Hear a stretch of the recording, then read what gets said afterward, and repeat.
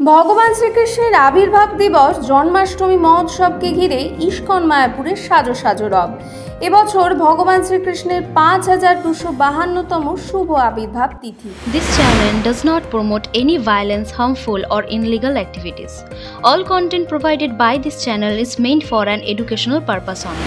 ইস্কনের প্রধান কেন্দ্র শ্রীধাম মায়াপুরে ভগবানের আবির্ভাব তিথি তথা জন্মাষ্টমী মহোৎসব মহা সমারোহে পালিত হতে চলেছে।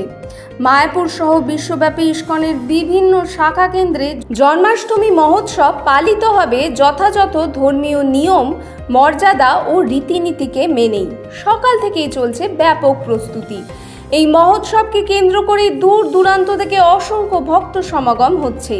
ইস্কন সূত্রে জানা যাচ্ছে, এদিন ভগবানের উদ্দেশ্যে সকাল 10টার পর থেকে শুরু হবে বিশেষ পূজা ও হোমযজ্ঞ।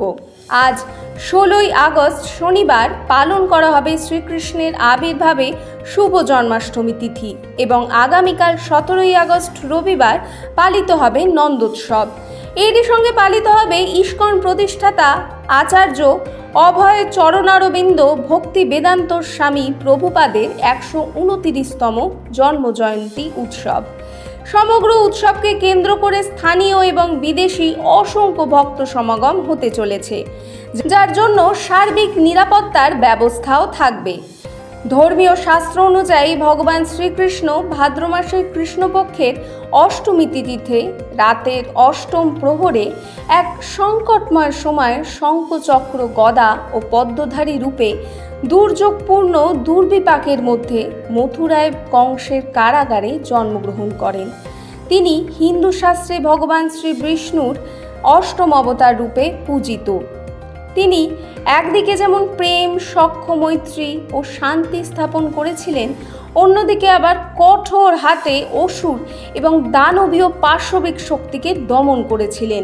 তার জীবন, বাণী, আদর্শ ও শিক্ষা চিরকালই সমভাবে গ্রহণীয়। বর্তমান সমাজের সংকীর্ণ রাজনৈতিক স্বার্থে বিশ্বব্যাপী দুর্বলের ওপর সবলের যে চরম অত্যাচার তা ক্রমশই বেড়ে চলেছে, তেমনি পাল্লা দিয়ে বাড়ছে অমানবিক শোষণ এবং অবমাননা। মানব সমাজ আজ চরম বিভ্রান্ত, দিশেহারা এবং অসহায়। গোটা বিশ্ব ত্রাসের কারণে ধ্বংসের দিকে এগিয়ে চলেছে।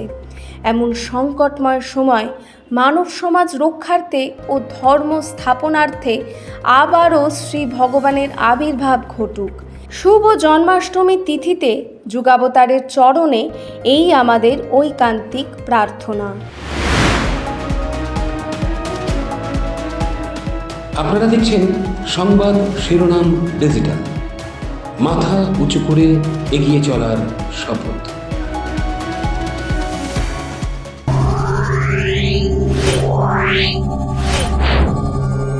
Yeah.